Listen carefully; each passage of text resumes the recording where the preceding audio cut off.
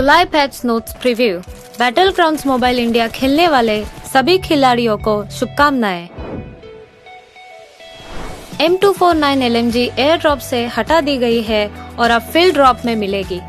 काराकिन map के अलावा M249 बाकी हर बचे हुए क्लासिक मैप्स में मिलेगी। अब हम देखेंगे एक नया वेपन जो है MG3। सप्लाई क्रेट में ये जगह लेता है M249 की, और ध्यान रखिएगा ये सिर्फ सप्लाई क्रेट में ही मिलेगा। MG3 भी एक लाइट मशीन गन है। इसकी एक खूबी है कि इसकी फायर पावर निरंतर है। ये 7.62 एम का इस्तेमाल करती है और 75 बुलेट्स इसके मैगजीन में रह सकती है। उसकी फायर पावर तेज और निरंतर है, हालांकि रीलोड करने में थोड़ा अधिक समय लगता है। MG3 6 स्कोप तक ले सकता है। ये भी ध्यान रखिए कि किसी अन्य अटैचमेंट्स का उपयोग नहीं किया जा सकता है और इस वेपन के लिए कोई सिंगल शॉट मोड नहीं होगा। आप MG3 मोड के लिए 660 या 990 RPM मोड के बीच में चूज कर सकते हैं।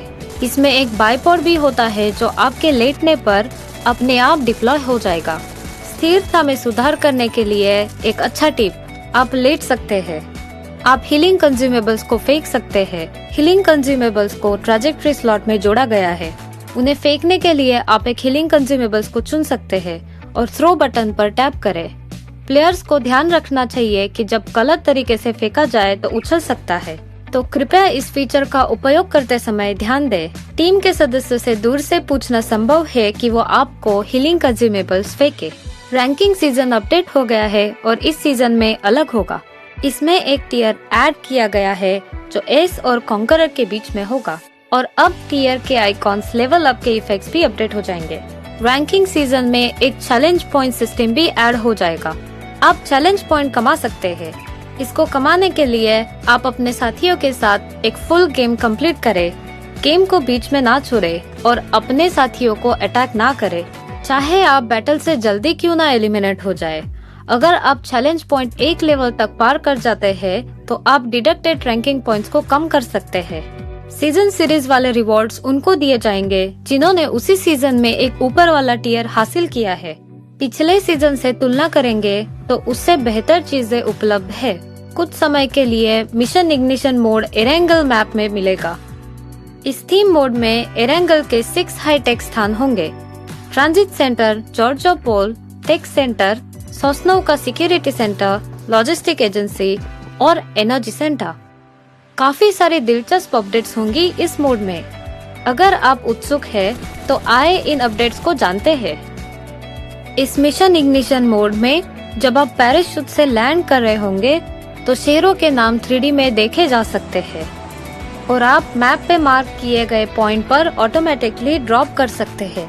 हाइपर लाइन्स एक ऐसी हाईटेक हवा में उड़ती हुई लाइन है जिससे आप एक जगह से दूसरे जगह पे जा सकते हैं। ये लाइन कुछ निर्धारित समय पर ही चलती है और इनके रूट्स भी तय है। आप मिनी मैप पे मार्क स्टेशन से ट्रेन ले सकते हैं और जल्द ही आप दूसरे स्टेशन पहुंच सकते हैं। सेमी ट्रक स्वायत्त ड्राइविंग वाहन है जो निर्धारित मार्ग पर चलते हैं और सप्लाई से भरे होते हैं। अगर आपको अच्छी लूट चाहिए तो इन ट्रक्स पर आक्रमण करें। अगर आप इन्हें नष्ट करने में सफल हुए तो आपको सप्लाई बॉक्सेस का रिवॉर्ड मिलेगा। जहाँ से भी देखे ये एक भविष्य की चीज लगती है। The G38 gravity free motorcycle जमीन के ऊपर मंडराता है और इस पर 2 लोग बैठ सकते हैं। क्योंकि ये दोनों जमीन और पानी पर चलती है, आप पूरा मैप घूम सकते हैं। जब प्लेयर्स एयर कन्वेयर पर बैठेंगे तब वो हवा में होंगे। इस एयर कन्वेयर पर 2 लोग बैठ सकते हैं। ASM अबाकान सबसे नई असॉल्ट राइफल है जो मिशन इग्निशन मोड में डाली गई है। ये 5.56 एमओ यूज करती है और 30 गोलियां एक रीलोड में फायर करती है। इसमें फायरिंग के 3 मोड्स है, फुली ऑटोमेटिक, बर्स्ट मोड और सेमी ऑटोमेटिक मोड। और इसमें स्कोप, कैंटेड साइट्स, मैगजीन्स ये सब अटैच हो सकती है। ASM अबाकान को यूज करिए और हमें कमेंट्स में बताइए कि कैसी लगी। मिनी मैप में आप पपी आइकॉन को फॉलो करेंगे तो आपको एक स्पेशल पेट्रोल डॉग मिलेगा। इस पेट्रोल डॉग के साथ आप दुर्लभ और उच्च आइटम्स को लोकेट कर सकते हैं। टैक्टिकल मार्किंग डिवाइस के साथ आप खुद भी चेक कर सकते हैं कि आपका साथी किस दिशा में फायर कर रहा है। दुश्मन की जगह कहाँ है और सड़क की जानकारी भी मिनी मैप पे मिल जाएगी और ये आपको आसपास के ग्रेनेड की सूचना दिलवाएगी। इस हाईटेक शहर में आप रायट शील्ड से अपने आप को बुलेट से सुरक्षित कर सकते हैं। इसकी बनावट काफी बड़ी और मजबूत है। आपातकालीन में इसे इस्तेमाल करना ना भूलें।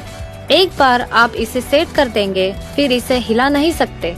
तो जरूरी है कि आप एक बढ़िया जगह देख के अपनी शील्ड का इस्तेमाल करें और बटन दबा के उसे सेट कर दे।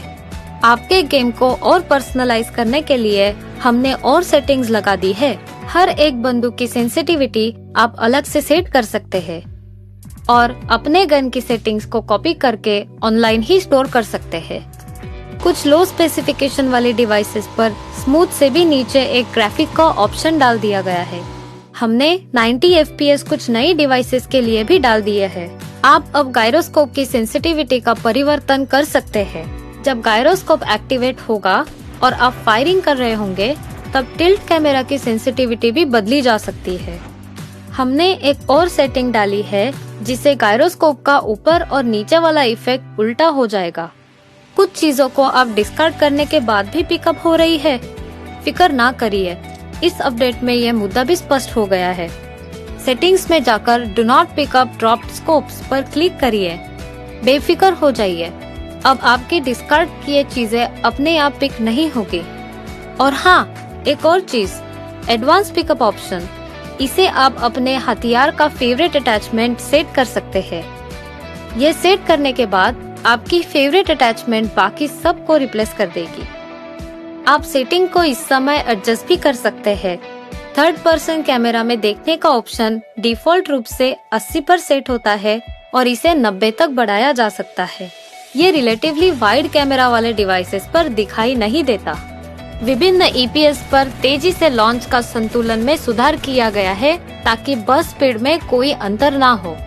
हम बैठने के लिए तरक की गिनती करते हैं और साथ ही बैठने की प्रतिक्रिया समय में सुधार करते हैं।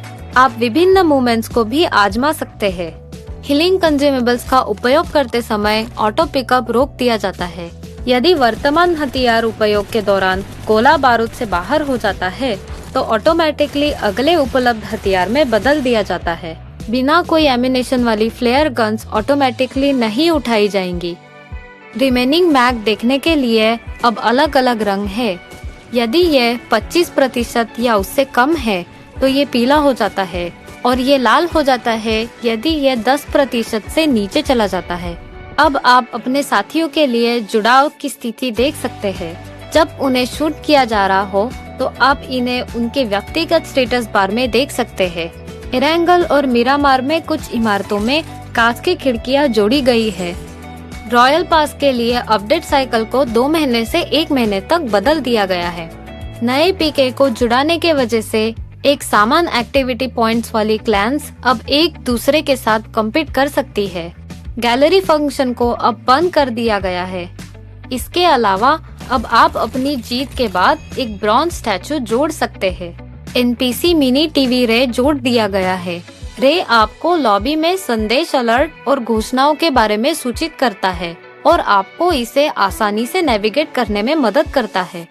ये एक प्यारा इमोटिकॉन के रूप में एक अतिरिक्त बोनस की तरह जो आपको लॉबी के माध्यम से अपने रास्ता नेविगेट करने में मदद करता है।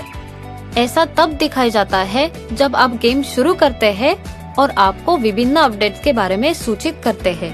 ये आपके साथ प्रैंक भी कर सकता है और हंसी के अच्छे समझ के लिए जाना जाता है।